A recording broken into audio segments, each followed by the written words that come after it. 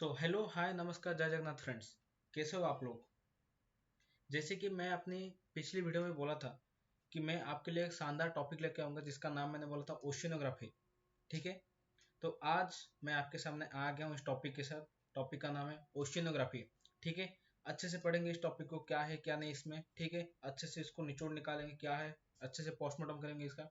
ठीक है, तो अपनी कुर्सी की पेटी बांध लो क्योंकि मौसम नहीं बिगड़ने वाला है। ओशियनोग्राफी जो पढ़ेंगे सुनामी आने वाला है। ठीक है, तो अपनी कुर्सी की पेटी बांध लो क्योंकि सुनामी आने वाला है। ठीक है, चलो बिना कोई देरी किए शुरू करते हैं। पर इससे पहले बोल दूंगा आपको, अगर आप लोग मेरे टेलीग्राम चैनल जो है ज्वाइन नहीं किया अभी तक, तो कर लो। @ EOSGS_6 इस चैनल में ज्वाइन हो जाओ क्योंकि इस क्लास के बाद और पिछले जितने भी क्लास है उसका सारा पीडीएफ इसी चैनल में अपलोडेड है। ठीक है, और आपका यूट्यूब चैनल जो मेरा है, जो आपका सबका यूट्यूब चैनल है,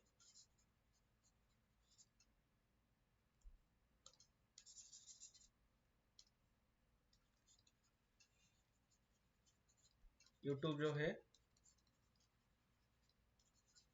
EOSGS बाय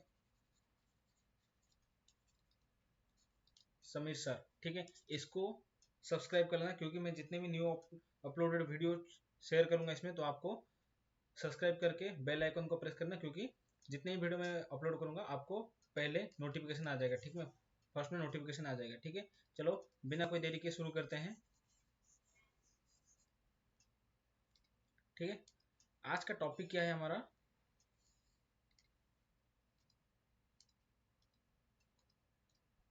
आज का टॉपिक है ओशियनोग्राफी। तो इस टॉपिक के अंदर घुसने से पहले हमें तो ये जानना जरूरी है ना कि ओशियनोग्राफी एक्चुअली में है क्या। ठीक है, क्या है ओशियनोग्राफी। एक सेकंड गाइस।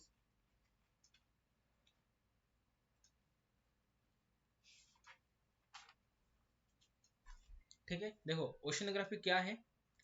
इसको कहते हैं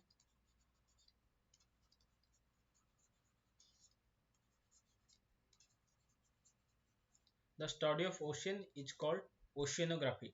ठीक है, हाँ। अब अब देखेंगे इस टॉपिक के अंदर हमें क्या क्या पढ़ना चाहिए। ठीक है, पहला जो टॉपिक है क्या नाम है उसका,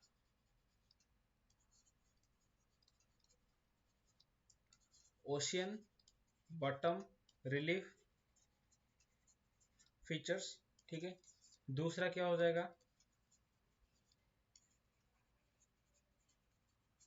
ओशियन करेंट्स। तीसरा हो जाएगा टाइड्स एंड वेव्स। चौथा हो जाएगा सैलिनिटी। और पांचवा लास्ट टॉपिक हो जाएगा हमारा कोरल्स। ठीक है, ये 5 टॉपिक हम देखेंगे। ठीक है, ये 5 टॉपिक हम देखेंगे। हाँ, अभी मैं क्या पढ़ूंगा आपको, अभी ये वाला टॉपिक अच्छे से पढ़ाऊंगा। ठीक है, ओशियन बॉटम रिलीफ फीचर्स। हाँ, एक बात मैं आपको क्लियर कर दूंगा चाहूंगा, इस टॉपिक से रिलेटेड जो भी मैं बताऊंगा, जो भी चीज मैं बताऊंगा, उसका नोट्स आपको मेरे टेलीग्राम चैनल में मिल जाएगा। कहाँ से मिलेगा, मेरा खुद का नोट है। मैं ये भी क्लियर करूंगा मैं ये कहाँ से पढ़ाऊंगा आपको, किस सोर्स से पढ़ाऊंगा। मेरा जो खुद का हैंड रिटन नोट है, और फिर एक और बुक है, physical geography bye Savindra Singh. इस बुक से और मेरे खुद का हैंड रिटन नोट, ये दोनों को मिला के मैं आपको पढ़ाऊंगा। ठीक है, पर मैं ये भी बोलूंगा कि आप तुरंत जाके इस बुक को मत खरीदना, कभी मत खरीदना। ठीक है, अगर आपका एनसीईआरटी 6 से लेकर 6 to 12 अगर क्लियर है, अच्छे से पढ़ा है, तब जाके बुक खरीदना, आपको अच्छे से समझ आएगा। ठीक है, वरना कुछ भी समझ नहीं आएगा, आप ज्योग्राफी से नफरत करने लगोगे। ठीक है, और मैं आपको ज्योग्राफी दिमाग से नहीं दिल पे बिठा दूंगा। ठीक है, सविंद्र सिंह बुक से पढ़ाऊंगा। ठीक है, तो अब चलो देखते हैं ओशियन बॉटम रिलीफ फीचर्स क्या है। ठीक है, देखो पहला टॉपिक हमारा क्या आ जाएगा। हाँ, ये जो टॉपिक में ना, इसमें सबसे ज्यादा डायग्राम की जरूरत है और मैं आपको डायग्राम के साथ ही पढ़ाऊंगा अच्छे से। ठीक है, पहला टॉपिक हमारा क्या है, ओशियन बॉटम रिलीफ फीचर्स। ये जो है, ये भी दो दो पार्ट्स में डिवाइडेड है। ठीक है, ओशियन बॉटम रिलीफ फीचर्स भी हमारा 2 पार्ट में डिवाइडेड है। मैं यहाँ पे लिख देते हैं।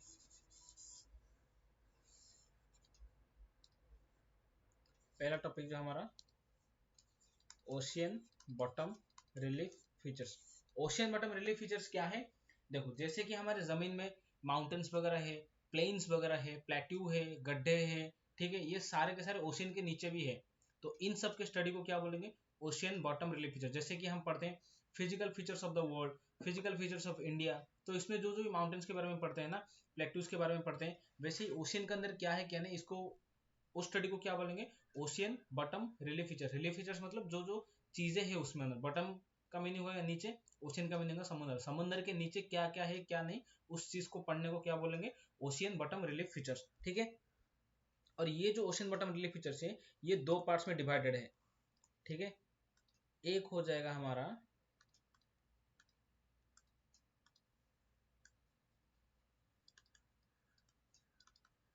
मेजर रिलीफ फीचर्स, फिर दूसरा क्या हो जाएगा हमारा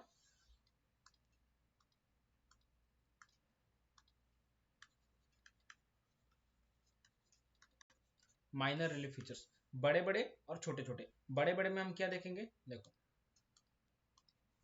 बड़े बड़े में पहले देखेंगे हम कॉन्टिनेंटल सेल्फ क्या है, फिर देखेंगे कॉन्टिनेंटल स्लोप क्या है, ठीक है, फिर देखेंगे कॉन्टिनेंटल राइज क्या है, और चौथा देखेंगे एबिशल प्लेन क्या है, ठीक है। और इसमें क्या देखेंगे माइनर्स में, एक एक करके अच्छे से पढ़ाऊंगा, ठीक है। माइनर्स में पहले देखेंगे हम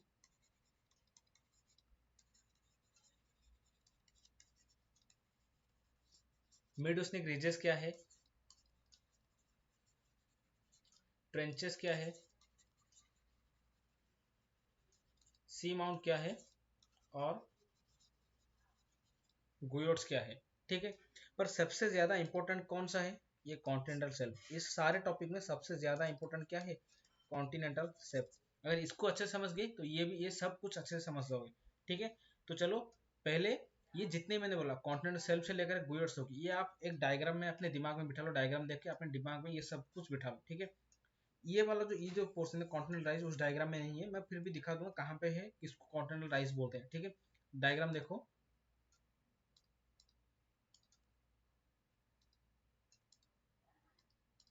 ये देखो, ये रहा कॉन्टिनेंटल सेल्फ, ठीक है।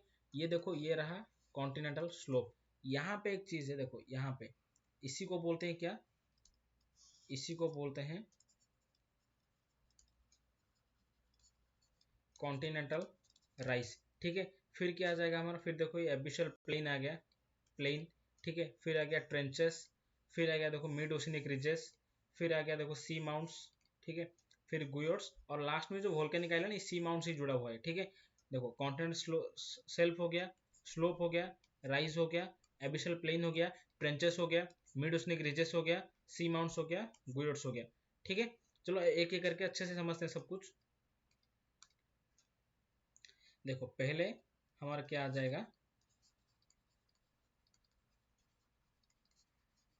Continental self. मैं इसके लिए उसका प्रॉपर डायग्राम लेके आऊंगा।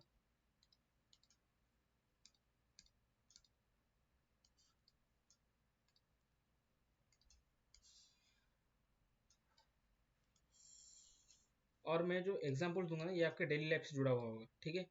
देखो क्या है क्या नहीं, बस अभी सुनो। कॉन्टिनेंटल सेल्फ एक्चुअली में क्या होता है? आप सब लोग तो समुद्र में नहाए होगे, जरूर नहाए होगे। मुझे बताना, जब आप समुद्र में नहाते हो, जब नहाने के लिए अंदर जाते हो, क्या अंदर जाते ही आप समुद्र में डूब जाते हो क्या? गिर जाते हो क्या उसमें? नहीं ना। कुछ देर तक चलकर जा पाते हो ना। जितने दूर तक आप चलकर जा पाते हो ना, जितना वो लैंड एरिया है, जितने दूर तक आप चलकर जा पाते हो, उसी को ही कॉन्टिनेंटल शेल्फ बोलते हैं, ठीक है। कॉन्टिनेंटल शेल्फ किसको बोलते हैं? आप समुद्र के अंदर जितने दूर तक चलकर जाकर नहाने के लिए जितने दूर तक चलकर जा पाते हो, उसी को क्या बोलते हैं? Continental shelf. देखो पौंड में भी तो नहाए हो गया, पौंड में, ठीक है। पौंड में सीढ़ियां होते हैं ना, सीढ़ियां कुछ देर तक होता है, उसके बाद क्या गड्ढा होता है ना। तो जितने देर तक सीढ़ियां है, उसी को ही क्या बोलेंगे? कॉन्टिनेंटल शेल्फ बोलेंगे। गड्ढा आ गया तो नाम चेंज हो गया, कॉन्टिनेंटल स्लोप राइज वहां से शुरू हो जाएगा, ठीक है। वैसे ही समुद्र में जितने दूर तक आप चलकर जा पाते हो, उसी को क्या बोलेंगे? Continental shelf. मैं इसको डिटेल्स में एक्सप्लेनेशन करूंगा, पहले ये देख लो। मैंने क्या बोला? जितने दूर तक आप चलकर जा पाओगे। तो देखो, पहले ये सुन लो, एक्चुअली कॉन्टिनेंटल शेल्फ क्या होता है। देखो, ये एक्चुअली में एक बहुत बड़ा लैंड इलाका है, ठीक है। लैंड इलाके को इतने इतने पोर्शन तक, इतने एरिया तक क्या हो गया, इतने एरिया तक क्या हो गया, इतने एरिया तक सी वाटर आके रह गया है, इतने एरिया तक सी वाटर ने आके अपना जगह बना लिया है, ठीक है। हड़प हड़प करके रखा है, ठीक है। कॉन्टिनेंट्स के यहाँ पे कॉन्टिनेंट है, यहाँ पे सी है, सी कॉन्टिनेंट के कुछ हिस्से को अपना बनाए रखा होगा, अपना बना के रखा होगा, उसी को क्या बोलेंगे, कॉन्टिनेंटल सेल्फ। इस डायग्राम में देख लो, देखो ये पूरा का पूरा कॉन्टिनेंट ही है ना, देखो ये पूरा का पूरा तो लैंड इलाका है, अगर पानी ना होता तो ये लैंड इलाका ही होता ना, ये पूरा का पूरा क्या है, लैंड इलाका है। पानी क्या क्या है, उस लैंड के कुछ हिस्से तक पानी आके रह गया, इतने हिस्से तक क्या हुआ है, पानी आके इतने हिस्से लैंड में, इतने हिस्से लैंड में क्या है, पानी ने अपना जगह बसा लिया, तो इतना इलाका क्या हो गया, देखो इतने इलाके में लैंड है, ठीक है। पर इतना इलाका को किसने कैप्चर करके रखा है, पानी ने कैप्चर करके रखा है, तो ये वाला पानी के अंदर डूब के रह गया ना, तो इसको क्या बोलेंगे हम, इसको बोलेंगे कॉन्टिनेंटल सेल्फ। आई होप अच्छे से समझ आ गया होगा आपको, ठीक है। यही डायग्राम देख लो, ये लैंड इलाका है और ये सी है, सी है। इस लैंड के कुछ हिस्से को किसने कवर कर लिया है, सी ने कवर किया, जितने हिस्से को जितना हिस्सा पानी के अंदर डूब के रहा है उसी को क्या बोलेंगे, कॉन्टिनेंटल सेल्फ। आप अगर यहाँ पे नहाने के लिए जाओगे, इसके ऊपर चल पाओगे ना, ये लैंड के ऊपर चल पाओगे या डूब जाओगे, नहीं डूबोगे ना, चल पाओगे, और कुछ आगे जाने के बाद डूब जाओगे, ठीक है। जहां डूब जाओगे वहां से कॉन्टिनेंटल सेल्फ खत्म हो जाएगा, ठीक है। देखो यहाँ पे एक और एरिया है,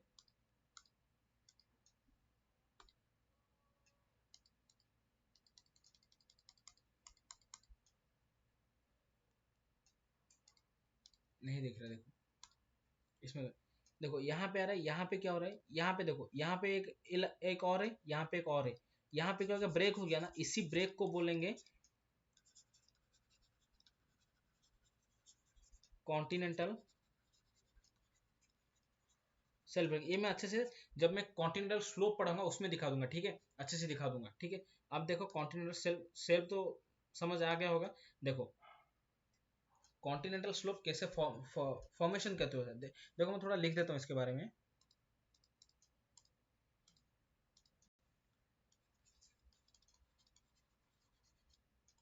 कॉन्टिनेंटल स्लोप, एक सेकेंड, ये मैं नॉर्मली लिखता हूँ, इसका जो स्लोप है, ठीक है, इसका जो स्लोप क्या है, मैं अच्छे से इसका पीडीएफ तो भेज दूंगा, अपना हैंड रिटन नोट का पीडीएफ भेज दूंगा, पर थोड़ा बहुत लिख देता हूँ, ठीक है। इसका जो स्लोप है, स्लोप का मतलब ढाल, ढाल है, ठीक है। इतना ज्यादा ऐसे गिरा हुआ नहीं होगा, ऐसे नॉर्मल सा होगा, ठीक है। आप ऐसे ऊपर से थोड़ा थोड़ा जाओगे पर आपको पता नहीं चलेगा कि आप अंदर जा रहे हो, ठीक है। ये इस तरह का होगा इसका स्लोप, मतलब बहुत जेंटल होगा, मतलब बहुत अच्छा अच्छा किस्म का होगा, ठीक है।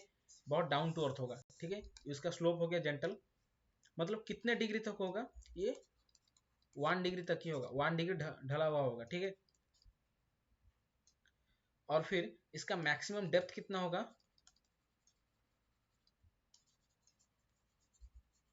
मैक्सिमम डेप्थ होगा 600 फीट और 100 फैथम, ठीक है। 600 फीट होगा या 100 फैथम होगा, ठीक है। अब देखो ये जो फॉर्मेशन कैसे होता है, फॉर्मेशन ऑफ कॉन्टिनेंटल सेल्फ, मैं 2 पॉइंट यहाँ पे लिखूंगा, 2 पॉइंट को अच्छे से इलाबोरेट करूंगा, ठीक है। अगर कोई लैंड पानी के अंदर डूब जाता है तो इसको क्या बोलेंगे, लैंड सबमर्ज्ड। अगर कोई जमीन है जो कि पानी के अंदर डूब जाता है तो उस जमीन का हिस्सा क्या हो, पानी के नीचे चला गया। और कॉन्टिनेंटल शेल्फ क्या होता है, लैंड के ऊपर अगर पानी आके रह गया, मतलब पानी के अंदर वो लैंड डूब गया, तभी तो कॉन्टिनेंटल शेल्फ होगा ना। तो अगर कोई जमीन पानी के अंदर डूब गया तो तब क्या क्रिएट हो जाएगा, कॉन्टिनेंटल शेल्फ हो जाएगा। दूसरा क्या होगा, deposition of sediments by rivers. ये दोनों पॉइंट मैं अच्छे से बोलता हूँ, अच्छे से इलाबोरेट करता हूँ। देखो देखो आप सबको तो पता होगा, माइथोलॉजिकली बेस्ट पता होगा है कि श्री कृष्ण जी का द्वारिका नगरी पानी में डूब गया है, कैसे डूबा है ये भी जानने वाली चीज है ना, कैसे डूबा है। देखो आप सबको ये भी पता होगा कि एक प्लेट था, यूरेशियन प्लेट, इंडियन प्लेट जाके वहां पे टकराया, फिर हिमालय का फॉर्मेशन हो गया। ठीक है, ये जो टकराया, देखो ये प्लेट था, ये इंडियन प्लेट यहाँ से जा रहा था, ऐसे जा रहा था।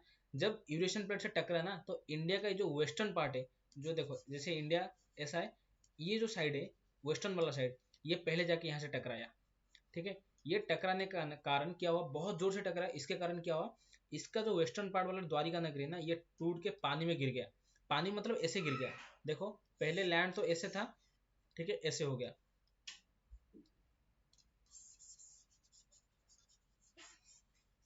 देखो पहले कैसे था और टकराने के बाद क्या हो गया। देखो पहले पूरा लैंड ऐसे का था, ठीक है, टकराने के बाद क्या हुआ, ऐसे हो गया। देखो ये ईस्टर्न साइड वाला तो रह गया, ठीक है, जो गिर के द्वारिका नगरी क्या हुआ, ऐसे गिर गया।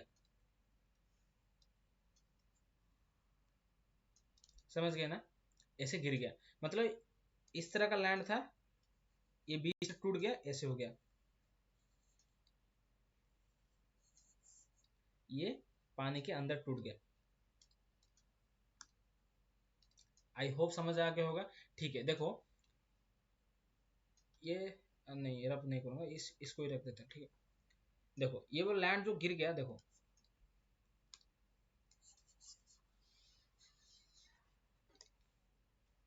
ठीक है, जब गिर गया क्या हुआ, इतना बड़ा लैंड पानी के अंदर आ गया ना, पानी के अंदर आ गया तो क्या हुआ, इस यहाँ पर जो पानी आ रहा था, मतलब लैंड आ गया, तो सबको बहुत बड़ा लैंड मिल गया, मतलब जो लोग यहाँ से दूर नहीं जा पाते थे, अब यहाँ से दूर तक चलकर जा पाते हैं नहाने के लिए। ठीक है, इसलिए गोवा बीच सब लोग जाते हैं, क्योंकि गोवा बीच में कॉन्टिनेंटल शेल्फ जो है ना बहुत ही वाइड है, लोग बहुत दूर तक चलकर जा पाते हैं, मजे ले पाते हैं पानी का। ठीक है, समुद्र से नहाने का अच्छे से मजे ले पाते हैं।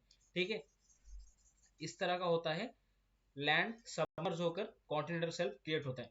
अब दूसरी तरफ देखो, ये जो सबमर्ज लैंड है, इंडिया के बेसिस में बोल रहा हूँ, सबमर्ज लैंड है, सबमर्ज लैंड ये किस साइड में है, ये वेस्टर्न साइड का है, वेस्टर्न साइड इंडिया का। देखो ये पार्ट, ये वेस्टर्न साइड पानी में डूब गया, सबमर्ज हो गया, और जैसे देखो ऐसे आके टकराया, इस साइड ये साइड डूब गया, और ईस्टर्न साइड वाला जो पानी से निकल के निकला, पानी से गुजर के निकला, पानी के अंदर से निकला, ये जो ईस्टर्न वाला साइड है, ये जो ईस्टर्न वाला साइड है, ये क्या हुआ, ये पानी के अंदर से ऐसे निकला। ठीक है, ऐसे निकला, इसीलिए सबमर्ज्ड लैंड तो किसको बोलते हैं, वेस्टर्न साइड को बोलते हैं, इंडिया के वेस्टर्न पार्ट को बोलते हैं। और इमर्ज्ड जो पानी के अंदर से निकला, उस वो किसको बोलते हैं, जो पानी के अंदर से निकला, इमर्ज्ड लैंड किसको बोलते हैं, इसको ईस्टर्न साइड को बोलते हैं, ईस्टर्न साइड को बोलते हैं। आई होप समझ आ गया होगा। इसीलिए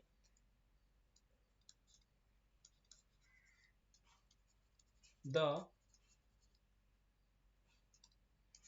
इसीलिए क्या होता है, the western coast of India has wider continental shelf as compared to eastern coast. मैं ये नहीं बोल रहा हूँ कि ईस्टर्न कोस्ट में भी वाइड नहीं है, ईस्टर्न कोस्ट भी वाइडर है, क्योंकि वहां पे सेडिमेंट डिपोजिट हो रहा है रिवर का, ये अगले स्लाइड में बता रहा हूँ। ईस्टर्न साइड में भी वाइड अप है, पर वेस्टर्न साइड में कुछ ज्यादा बड़ा है, क्योंकि ये जो लैंड है ना, देखो ये अगर इंडिया हो गया, ये अगर इंडिया हो गया, वेस्टर्न साइड कुछ ऐसा है और ईस्टर्न साइड कुछ ऐसा है। ठीक है, यहाँ पे जो ईस्टर्न साइड में क्या है, यहाँ पे सब रेत वगैरह है, डस्ट पार्टिकल्स वगैरह, सेडिमेंट्स वगैरह है, पर यहाँ पे सिर्फ पानी है और कुछ नहीं, सिर्फ पानी है। ठीक है, कोस्ट के बहुत पास तक पानी है। ठीक है,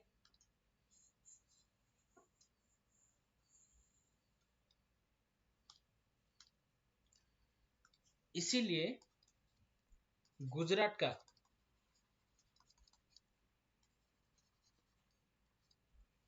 गल्फ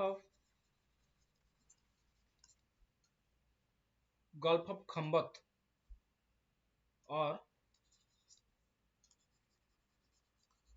गल्फ ऑफ कैम्बे, ये दोनों का नाम एक ही है। कैम्बे का नाम, कैम्बे को भी खंबत बोलते हैं, खंबत को भी कैम्बे बोलते हैं।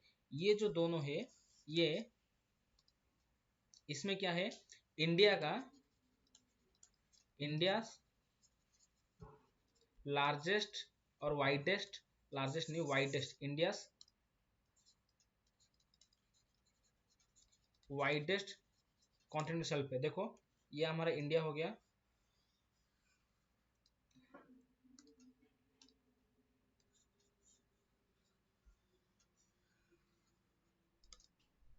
ये जो इलाका है, देखो ये इलाका को बोलते हैं गल्फ ऑफ खंबत और गल्फ ऑफ कैम्बे, ठीक है। ये इलाको क्या बोलते हैं, गल्फ ऑफ कैम्बे और गल्फ ऑफ खंबत। और ये जो इलाका है ये होता है, ये एक हो गया, और ये 2 नंबर, 2 नंबर है गल्फ ऑफ काठियावाड़ और गल्फ ऑफ कच्छ। इससे ये सेकंड वाइडेस्ट है, ठीक है, सेकंड वाइडेस्ट है, समझ आ गया, ठीक है। नेक्स्ट देखो, फिर मैं ये बताऊंगा, और इंडिया का सबसे ज्यादातर फिशिंग ग्राउंड कहाँ पे है, यहाँ पे ये 1 नंबर पे गुजरात का इस गल्फ ऑफ खंबत में ज्यादातर मछलियां पकड़े जाती हैं। रीजन मैं आगे बताऊंगा क्यों, ठीक है। दूसरा मैंने क्या बोला, दूसरा मैंने बोला सेडिमेंट्स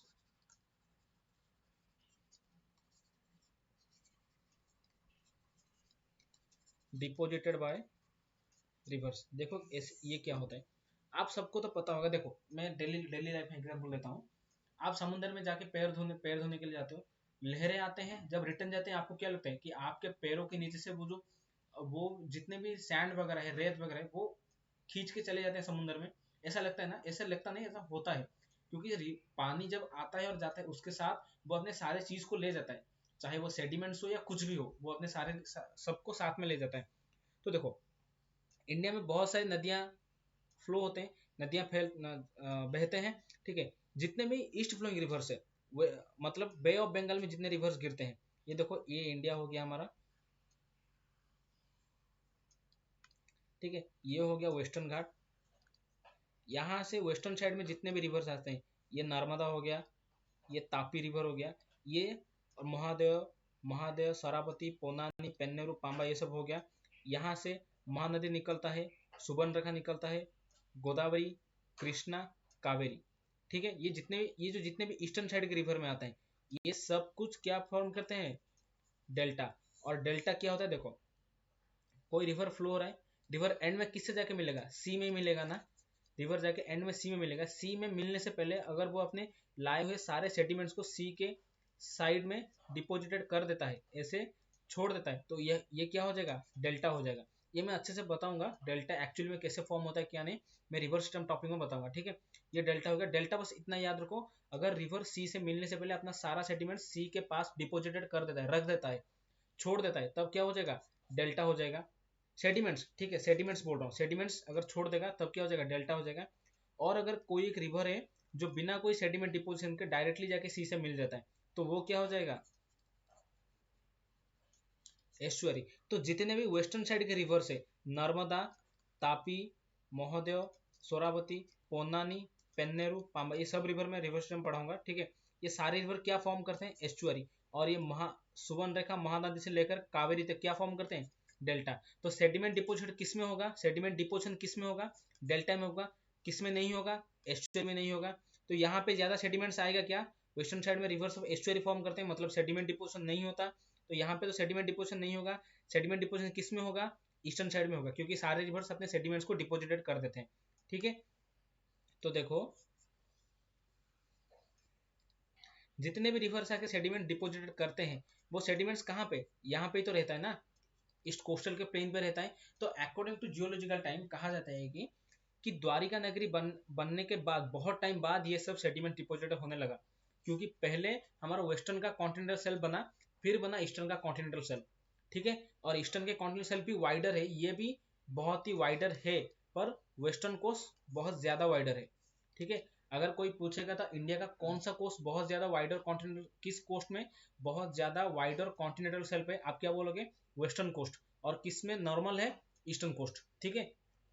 देखो अब क्या होता है ना, ये सेडिमेंट्स हो गया, लैंड ऐसे हो गया, ये इंडिया हो गया, वेस्टर्न कोस्ट का लैंड तो ऐसे नॉर्मल सा रह गया, ईस्टर्न कोस्ट का लैंड ऐसे। सेडिमेंट यहाँ पे सारे सेडिमेंट्स वगैरह है, सारे रेत पत्थर, छोटे छोटे पत्थर कंकड़ सब कुछ है, पर यहाँ पे एक भी रेत वगैरह पत्थर वत्थर कुछ नहीं है। यहाँ पे पानी वगैरह है, ठीक है, यहाँ पे पानी है, यहाँ पे भी पानी है, ठीक है। आप लोग एक वर्ड सुने होंगे, नेचुरल पोर्ट्स, इसका मीनिंग होता है प्राकृतिक बंदरगाह, ठीक है, नेचुरल पोर्ट्स।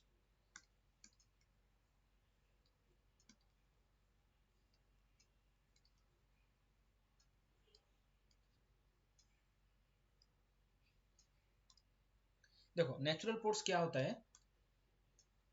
पोर्ट्स का एक्चुअली में काम क्या होता है, पोर्ट्स का काम होता है अगर कोई बाहर से कोई जहाज आता है या हमारे यहाँ से कोई बाहर तक जहाज जाता है, इसमें जो सामान आया जाता है लाया जाता है, भेजा जाता है लाया जाता है, इंपोर्ट एक्सपोर्ट होता है, उसी को क्या वो मतलब कहाँ पे होता है, पोर्ट्स में, पोर्ट्स के द्वारा होता है। पोर्ट्स में अगर कोई शिप आके लगेगा, वहां से सामान उतारेंगे, फिर पर्टिकुलर डेस्टिनेशन पे लेके जाएंगे, और किसी पर्टिकुलर डेस्टिनेशन सामान आएगा, शिप में लोड होगा, फिर वो पर्टिकुलर कंट्री तक जाएगा, ठीक है।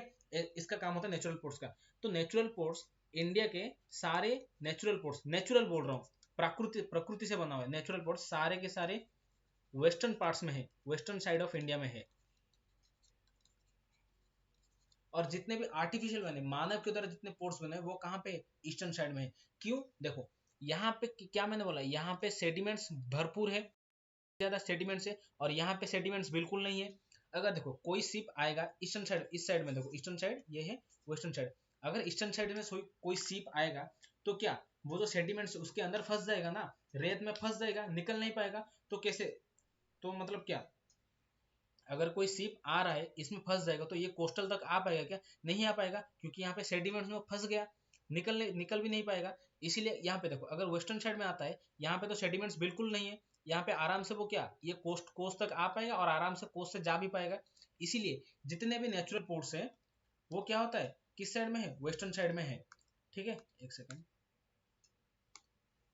ठीक है।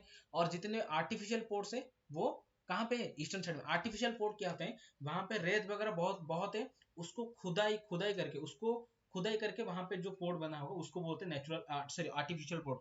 जैसे कि हमारा उड़ीसा का पारादीप पोर्ट हो गया, ठीक है, और कीर्तनिया पोर्ट हो गया, ठीक है, ऐसे बहुत सारे पोर्ट है, ठीक है, धामरा पोर्ट हो गया उड़ीसा का, ठीक है।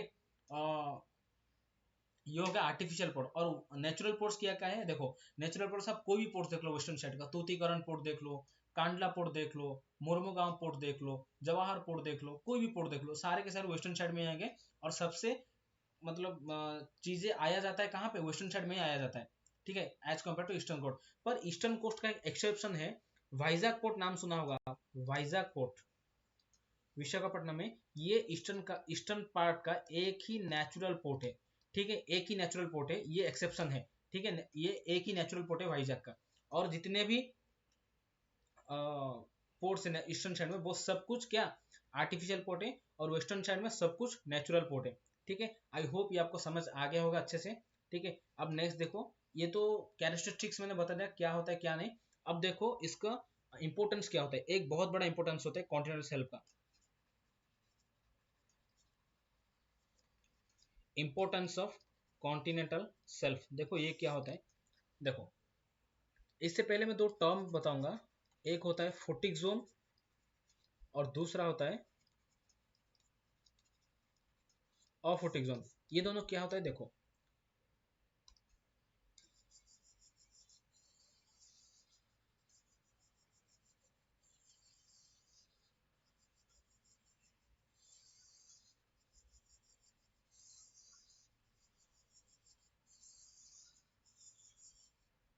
ये सी हो गया, सपोज ये सी हो गया, यहाँ पे क्या होता है, सन का रे आता है ना, सन का रे आता है, ठीक है।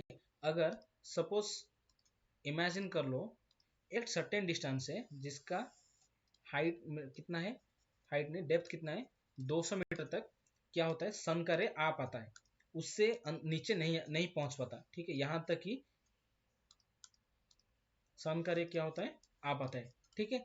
और आप सब तो ये नेशनल ज्योग्राफी हो या डिस्कवरी में देखे होंगे कि समुद्र में जो स्कूबा डाइवर्स जाते हैं, ठीक है, जो ओशियनोग्राफी जाते हैं उनके सर पर एक लाइट लगा होता है, उस लाइट का काम क्या होता है, जितने डेप्थ तक जाएगी वो लाइट काम आएगा, क्योंकि समुद्र के बहुत गहराई तक मतलब सूर्य का रोशनी नहीं पहुंच पाता।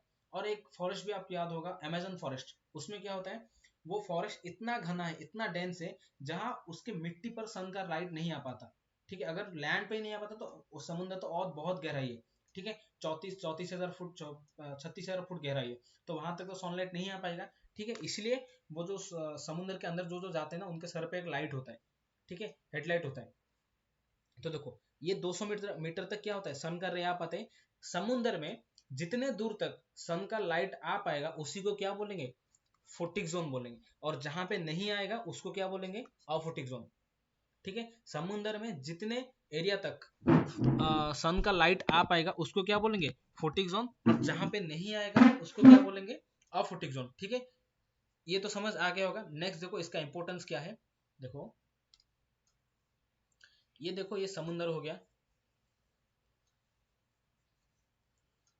ठीक है, यहाँ पे सन का लाइट आ रहा है, उल्टा कर दिया। ठीक है, चलो, सन का लाइट आ रहा है। सन का लाइट जब इस ओशन के ऊपर आएगा, इस ओशन के ऊपर पड़ेगा, इतने डिस्टेंस में आ रहा है, इतने आएगा, तो क्या होगा, यहाँ पे एक प्रोसेस होगा जिसका नाम है फोटोसिंथेसिस।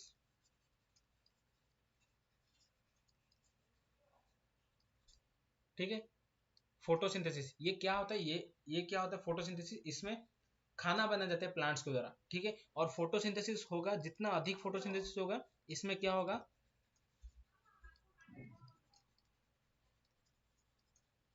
फाइटोप्लैंक्टन्स बहुत ज्यादा ग्रो करेंगे। ठीक है, अगर ये फाइटोप्लैंक्टन्स ग्रो करेंगे तो इनको कौन खाएगा, स्मॉल फिशेस, स्मॉल फिशेस खाएंगे। और इन स्मॉल फिश को कौन खाएगा, बिग फिशेस, बड़े फिशेस। और इस बड़े फिशेस को कौन खाएगा, हम लोग खाएंगे, एनिमल्स। एनिमल्स हो गया, मैन हो गया, सब कुछ हो गया। तो इससे क्या होता है, ये पूरा हमारा इकोसिस्टम बैलेंस रहता है। ठीक है, इससे क्या होगा, ये हमारा पूरा इकोसिस्टम बैलेंस रहता है। देखो कैसे होता है, सन का लाइट आ गया, इसमें फोटोसिंथेसिस हुआ, फोटोसिंथेसिस जितना ज्यादा होगा उस उतने ज्यादा, देखो सन इकोसिस्टम बैलेंस कैसे हो गया, देखो सन का लाइट जितना आएगा उतना ज्यादा फोटोसिंथेसिस होगा, फोटोसिंथेसिस जितना ज्यादा होगा, फाइटोप्लैंक्टन्स उतना ज्यादा ग्रो करेंगे, जितना फाइटोप्लैंक्टन्स ग्रो करेंगे स्मॉल फिश उतना खाएंगे, और इनका रैपिडली ग्रोथ होता चला जाएगा। ठीक है, और जितने ज्यादा स्मॉल फिशेस ग्रो करेंगे, बड़े फिश को खाने के लिए मिल जाएगा, और जितना बड़ा फिशेस आएंगे, हम लोग का भी पेट ठीक रहेगा। ठीक है, अब देखो ये इकोसिस्टम डिस्टर्ब कैसे होता है। देखो, हम लोग समुद्र तो एंजॉय करने के लिए जाते हैं, पर उसको डिस्टर्ब करके आ जाते हैं। कैसे डिस्टर्ब, ऐसा नहीं कि वो सोया होगा उसको जगा देंगे, ऐसा नहीं। ठीक है, डिस्टर्ब कैसे करेंगे, हम लोग जो भी यूज करते हैं, वो प्लास्टिक वगैरह हो, गार्बेजेस वगैरह हो, वो यूज करके समुद्र में फेंक देते हैं। वो समुद्र से तैरते तैरते क्या होता है, देखो समुद्र से तैरते तैरते वो पानी के ऊपर ही रहता है।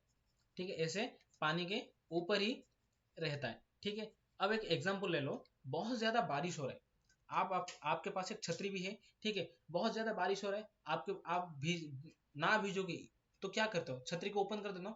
छतरी आपको क्या करते हैं, वो पानी को आपके ऊपर पड़ने से रोक देता है। ठीक है, अगर छतरी नहीं होगा तो आप भीग जाते हैं। ठीक है, ऐसे ही क्या होता है, ये जो गार्बेज एक छतरी की तरह काम कर लेते हैं अभी।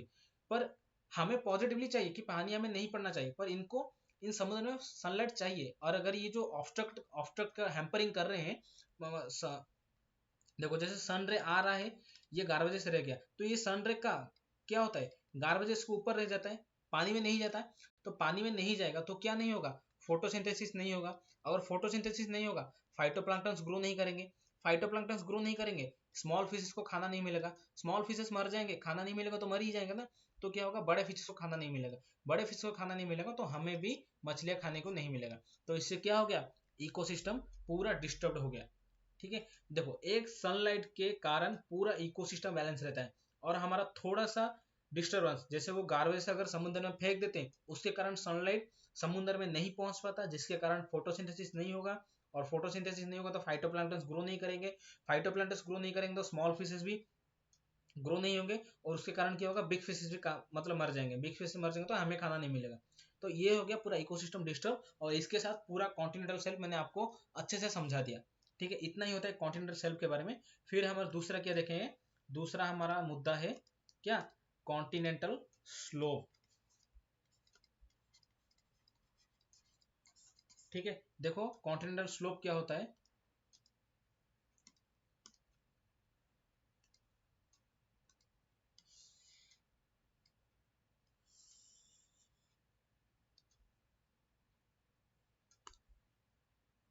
देखो यहाँ पे तो देखो ये इलाका देखो, यहाँ पे ये कॉन्टिनेंटल सेल्फ हो गया। यहाँ पे इलाका देखो, ये जो टूटा हुआ है, यहाँ पे क्या हो, ऐसे धीरे धीरे आके सडनली गिर गया ना नीचे। यहाँ पे जो गिरने का पोर्शन स्टार्ट हो रहा है ना, इसको क्या बोलेंगे, कॉन्टिनेंटल सेल्फ ब्रेक। और एक कॉन्टिनेंटल सेल्फ ब्रेक शुरू होते ही क्या शुरू हो जाएगा, हमारा जो ढाल है वो बहुत तेजी से नीचे गिर जाएगा। ठीक है, ये नीचे गिरते मतलब कितने दूर तक गिरेगा, जहां से हमारा ये एबिसल प्लेन शुरू होगा, मतलब पूरे समुद्र के गहराई तक गिर जाएगा। मतलब आप कॉन्टिनेंटल सेल्फ है वहां पे चलकर जा रहे हो समुद्र के बीच नहाने के लिए, और अंदर ही अंदर जा रहे हो, जहां पे खत्म होगा ना आप सीधा नीचे डूबोगे। नीचे कहाँ पे, सीधा ओशन का बहुत नीचे तक जाओगे, क्योंकि कॉन्टिनेंटल शेल्फ वहां पे खत्म हो जाएगा। खत्म होने के बाद क्या शुरू होगा, हमारा कॉन्टिनेंटल स्लोप शुरू हो जाएगा। स्लोप का मीनिंग तो आपको पता ही होगा, स्लोप मीनिंग बहुत ही तेजी से नीचे ढला हुआ इलाका। ठीक है, और ये देखो ये बहुत ही नीचे से तेजी से ढला हुआ इलाका है ना, ये हो गया हमारा स्लोप। अब एक और चीज है देखो,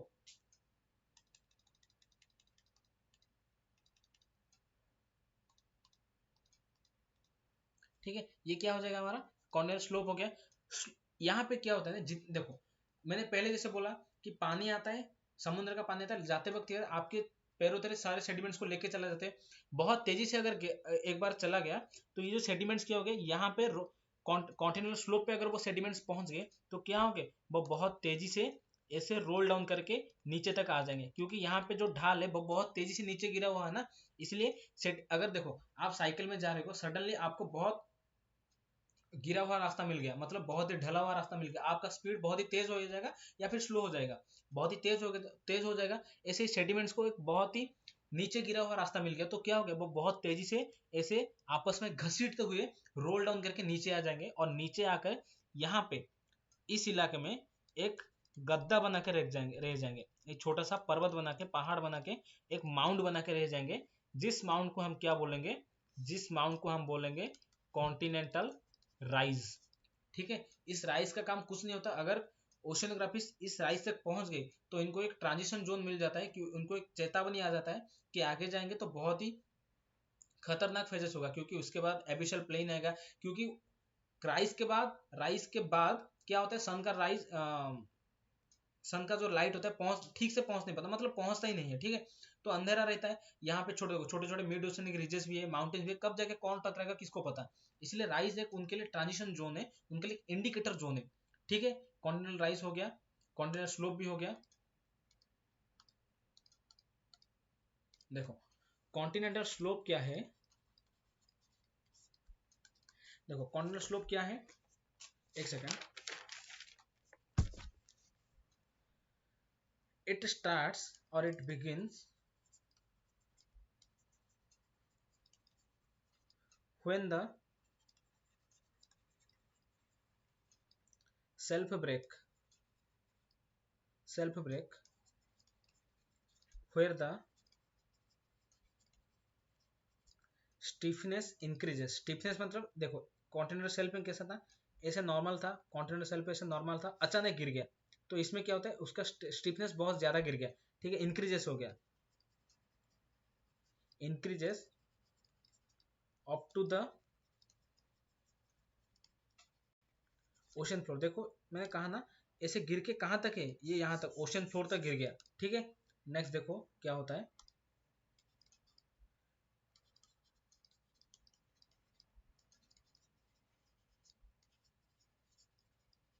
this is a steep region of 2 degree to 5 degree, 2 से 5 डिग्री तक बहुत ही स्टीप है, having a depth of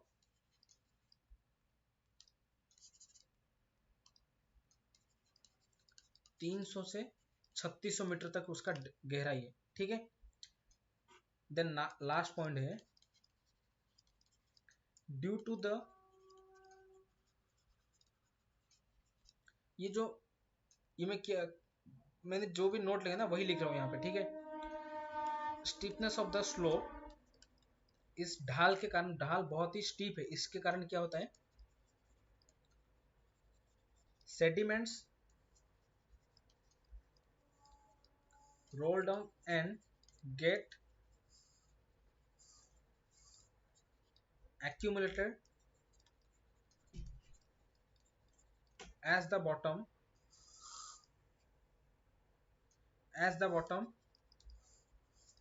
forming a mound.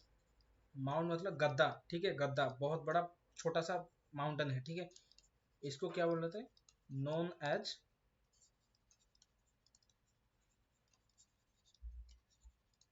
Continental rise, ठीक है। नेक्स्ट देखो क्या है, ये हमारा कॉन्टिनेंटल सेल्फ हो गया, स्लोप हो गया, राइज हो गया। नेक्स्ट क्या है हमारा एबिशल प्लेन। एबिशल प्लेन देखो क्या होता है, जैसे कि जमीन में हमारा समतल भूमि है, प्लेन इलाका है, वही इलाका अगर समुद्र के नीचे, उसको क्या बोलेंगे, एबिशल प्लेन। देख लो डायग्राम में,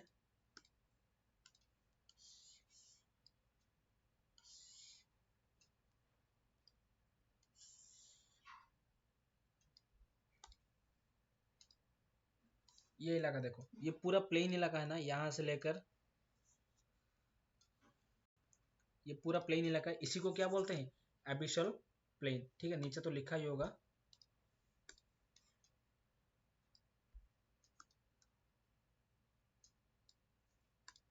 ठीक है, इसको क्या बोलेंगे, एबिशल प्लेन हो गया।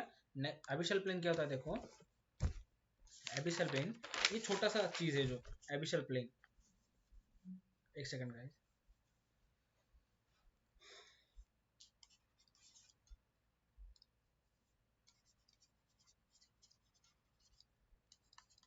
हैंड राइटिंग समझ नहीं आता तो कोई दिक्कत नहीं गाइस, मैंने अच्छे से नोट में लिखा, आपको समझ आ जाएगा ठीक से। These are the flattest region of the world covered by very thin layers of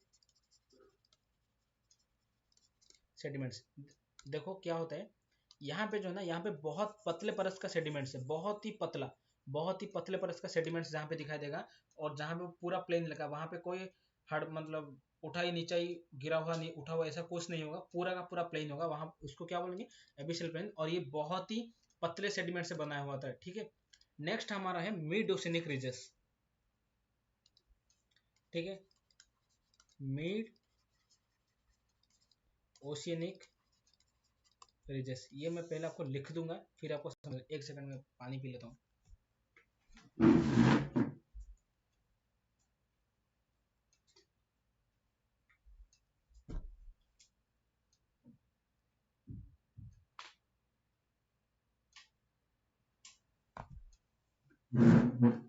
okay देखो,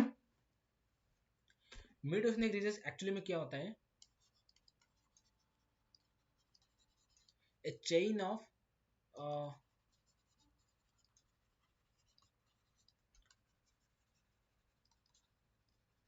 अंडर वाटर माउंटेन्स, ठीक है, a chain of under water mountains formed by sea floor spreading. ये सी फ्लोर स्प्रेडिंग एक theory है, मैं आपको बाद में समझाऊंगा क्या है, ठीक है। अब डायग्राम देख लो, आप समझ आ जाएगा।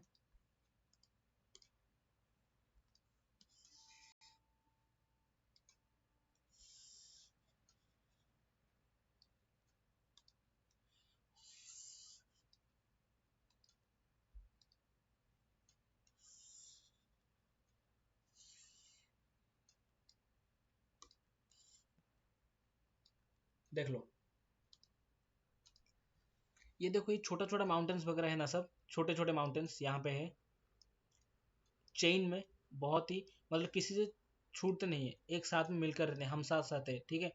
ये कभी हम आपके है कौन ऐसा नहीं बोलते, हम साथ साथ है की तरह ही रहते हैं, ठीक है। इसको क्या बोलेंगे, मिड ओशियनिक रीजन, ये समुद्र के बीचों बीच दिखता है, इसलिए इसको मिड में बोलते हैं, मिड ओशियनिक रीजस। रीजस मतलब छोटा छोटा माउंटेन्स, रीजस का मीनिंग क्या होता है, छोटा माउंटेन्स, ठीक है। ये हो गया आपका मिड ओशनिक रीजस। और हाँ, एक क्वेश्चन पूछता है कि ये जो मिड ओशनिक रीजस है ये किस प्लेट बाउंड्री के तहत बनता है। मतलब तीनों प्लेट बाउंड्री है, जो कि एक क्या होता है, एक इस तरह से कन्वर्ज होते हैं, मिलते हैं, आपस में मिलते हैं, इसको बोलते हैं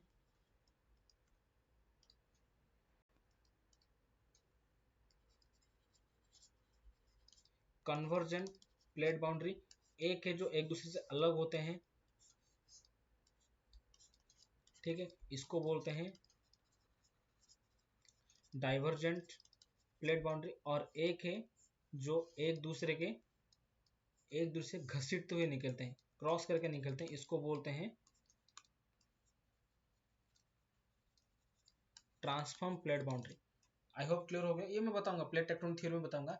पर ये जो हमारा मिड ओशनिक रिजेस है, मिड ओशनिक रिजेस है, ये किस तरह से बनता है, ये बनता है डाइवर्जेंट प्लेट बाउंड्री के तहत बनता है, ठीक है, ये याद रखना, ठीक है, ये याद रखना, ये डाइवर्जेंट प्लेट बाउंड्री के तहत बनता है, ठीक है।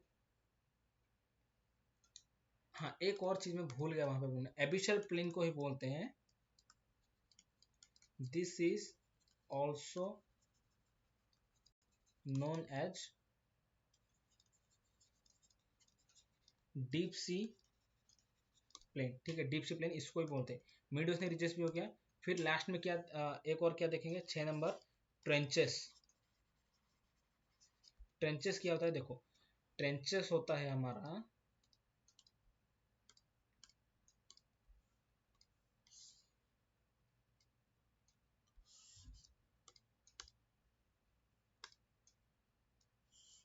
अरे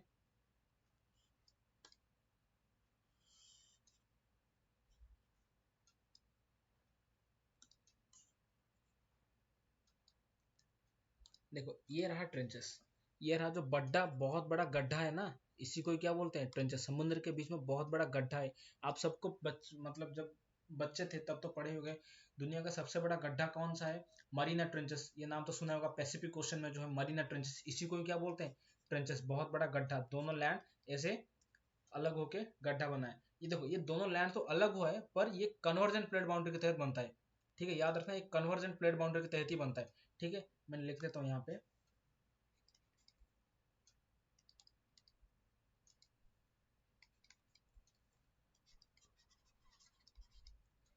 these are the subduction zone. इसका मीनिंग क्या है, सबडक्शन जोन का मीनिंग देखो, मैंने क्या बोला, ये कॉन्वर्जेंट प्लेट बाउंड्री के तहत बनता है। देखो, एक प्लेट है कॉन्टिनेंटल प्लेट और एक प्लेट है ओशनिक प्लेट। ओशनिक प्लेट बहुत भारी है, ये है ओशनिक प्लेट, ये है कॉन्टिनेंटल प्लेट। ओशनिक प्लेट बहुत भारी है, तो ये क्या, ये नीचे चला जाएगा, और एक कॉन्टिनेंटल शेल्फ प्लेट क्या होगा, ऊपर की तरफ चला जाएगा। यहाँ पे जो बीच में जो है ना मीटिंग पॉइंट है, इसको ही क्या बोलते हैं, सबडक्शन जोन। और एक कॉन्टिनेंटल प्लेट और ओशनिक प्लेट जब कन्वर्ज होंगे तभी क्या बनेगा, trenches. These are form due to convergent plate boundary, ठीक है। अब मैं दुनिया का कुछ एक सेकेंड,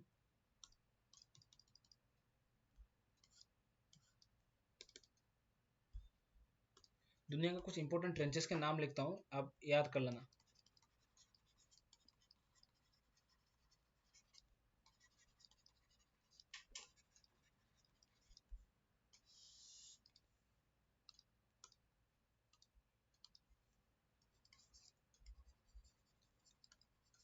मरीना ट्रेंच कहाँ पे है, ये पैसिफिक ओशियन में, ठीक है। दूसरा है प्लूटो रिको ट्रेंच, ये है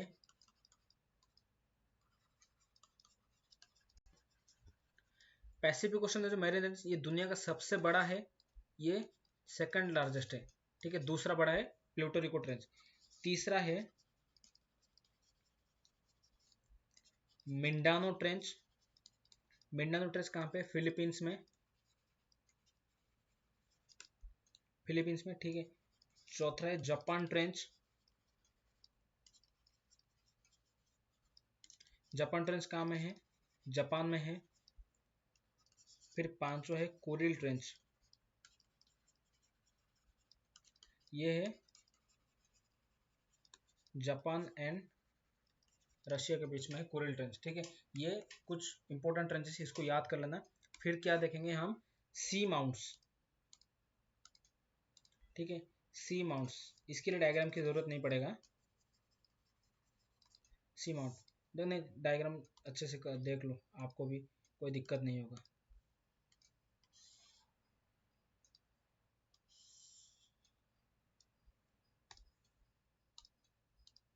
देखो, ऐसे समुद्र के अंदर, ये नहीं, ये वाला देखो, ये समुद्र के अंदर एक माउंटेन है ना, पानी के नीचे है, और एक क्या है, एक पानी के ऊपर की तरफ आ गया है, ठीक है। समुद्र के नीचे जो माउंटेन्स वगैरह है ना, उसी को क्या बोलते हैं? उसको बोलते हैं सी माउंट्स। देखो इसको देखे, सी माउंट्स बोले, इसको एक और नाम से बोला गया है, इसको गुयर्ट्स के नाम से बोला गया, और इसको एक और नाम से वोल्केनिक आइलैंड बोला गया। मैं तीनों के तीनों अच्छे से बोलता हूँ, ठीक है। देखो,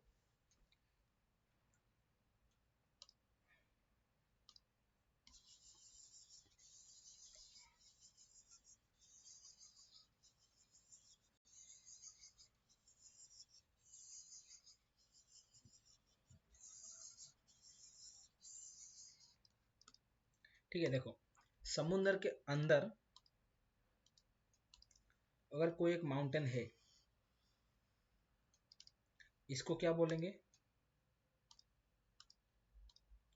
इसको क्या बोलेंगे? इसको बोलेंगे सी माउंट।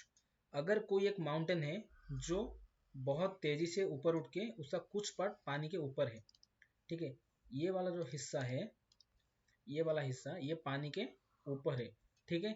और मतलब ये एक लैंड इलाका दिख रहा है हम सबको, क्या एक लैंड दिख रहा है और इसके चारों तरफ पानी घिरा हुआ है, इसको क्या बोलेंगे? आइलैंड, ठीक है। आइलैंड बेसिकली क्या होता है? It is a land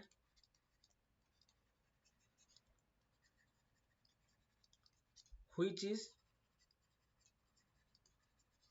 covered by water from its all sides. मतलब ये एक लैंड है, सपोज ये एक लैंड है, इसके चारों तरफ से क्या है? पानी गिरा हुआ है, इसको क्या बोलेंगे? आइलैंड। और इसका एक और मतलब टर्म है पेनिनसुला। पेनिनसुला क्या है? सपोज देखो, ये एक लैंड इलाका है, इस साइड से लैंड के कवर है, यहाँ से पानी, यहाँ से पानी, यहाँ से पानी। उपद्वीप क्या है? एक जमीन है जिसके तीनों साइड से पानी उसको घेर घेर रखा है, उसको क्या बोलेंगे? पेनिनसुला। जैसे कि इंडियन पेनिनसुला ऊपर की ओर पर क्या है? रशिया, यूरोप कंट्री, एशिया है, जो चाइना, मंगोलिया, रशिया बहुत बड़ा कंट्री है। इसके वेस्टर्न पार्ट में अरेबियन सी है, ईस्टर्न पार्ट में बे ऑफ बंगाल है, और इंडिया के नीचे क्या है? Indian ocean. तो तीनों तरफ से पानी घिरा हुआ है, तो इंडिया एक पेनिनसुला हो गया। और एक चीज आता है, अगर समुद्र के नीचे एक माउंटेन है जिसका फ्लैट, जो जिसका ऊपर, जिसका टॉप ऐसे फ्लैट होके रहा है, जो कि बेसिकली एक प्लेट्यू की तरह दिखता है, उसको क्या बोलेंगे? उसको बोलते हैं गुयर्स। एक्चुअली में अब आपको जानना है प्लेट्यू क्या है। देखो, ये प्लेन इलाका है, प्लेट्यू होता है प्लेन से थोड़े हाइट में है, और इसका जो टॉप वाला है, ऊपर का हिस्सा, वह बहुत ही फ्लैट होगा। फिर कुछ कुछ डिस्टेंस तय करने के बाद ये फिर से डाउन आके फिर से लैंड, वो प्लेन लैंड में मिल जाएगा। इसी को क्या बोलते हैं?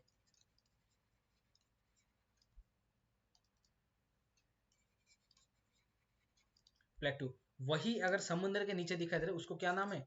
गुयर्स। A flat topped mountain is called guyots, ठीक है।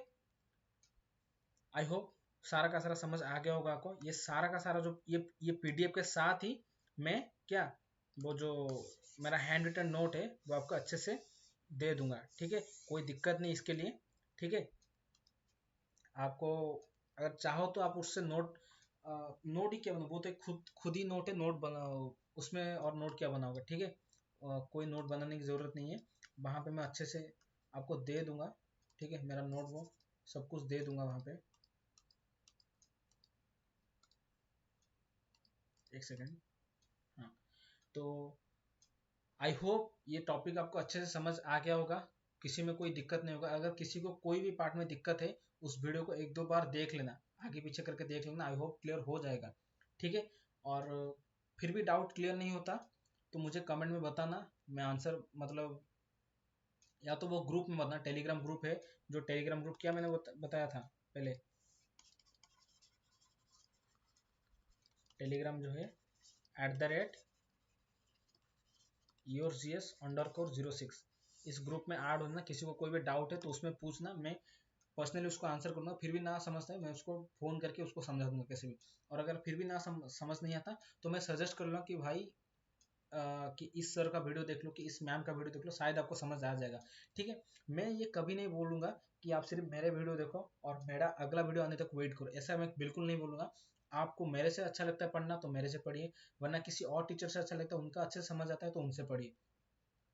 मेरा मोटिव है कि आप कैसे भी जल्दी से पढ़ के जल्दी से सिलेक्शन ले लो, यही मेरा मोटिव है। और हाँ, ये जो वीडियो है कोई भी स्टूडेंट देख सकते हो, कॉम्पिटेटिव एस्पिरेंट हो या कोई ग्रेजुएशन का बेसिस का स्टूडेंट है, सब कुछ कोई भी देख सकते हो। ठीक है।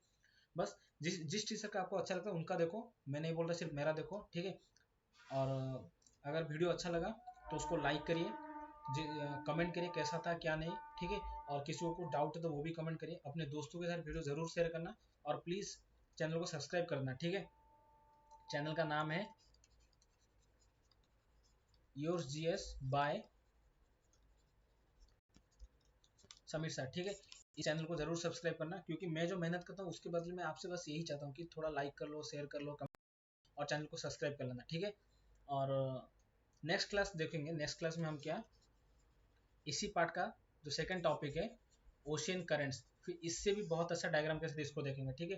दुनिया में कितने प्रकार, कितने टाइप से करंट्स है, कौन वार्म करंट है, कोल्ड करंट क्या है, उसके बाद देखेंगे अल नीनो क्या है, फिर ला लेना क्या है, इंडिया में बारिश इतने जोर से क्यों आता है, ड्रॉट्स क्यों होते हैं, ये सब देखेंगे। ठीक है। इंडिया का जो क्लाइमेटिक सिस्टम है वो पेरू चिली से कैसे डिफरेंट है, ये सब देखेंगे। ठीक है। अलिनो लालना देखेंगे, ओशन करंट देखेंगे। और हाँ, मैंने लास्ट क्लास जैसे अभी दो तीन तीन चार दिन बाद मैंने फिर से और ट्रिपल एस सी का एक जीके क्वेश्चन सॉल्व करूंगा। ठीक है। देखते रहना। और जाते जाते बस यही कहूँगा कि खूब पढ़िएगा और कम मजा करें, क्योंकि आगे एग्जाम्स आ रहे हैं ना, एग्जाम के बाद बहुत अच्छे से मस्ती करो, जल्दी से सिलेक्शन ले लो और जिंदगी भर मतलब ऐश करो, आराम से रहो। ठीक है। और अभी खूब पढ़ो, मन लगा कर खूब करो, बस कम मस्ती करो। ठीक है। जय जय हिंद, जय Jagannath, God bless you all. Thank you, thank you, thank you so much.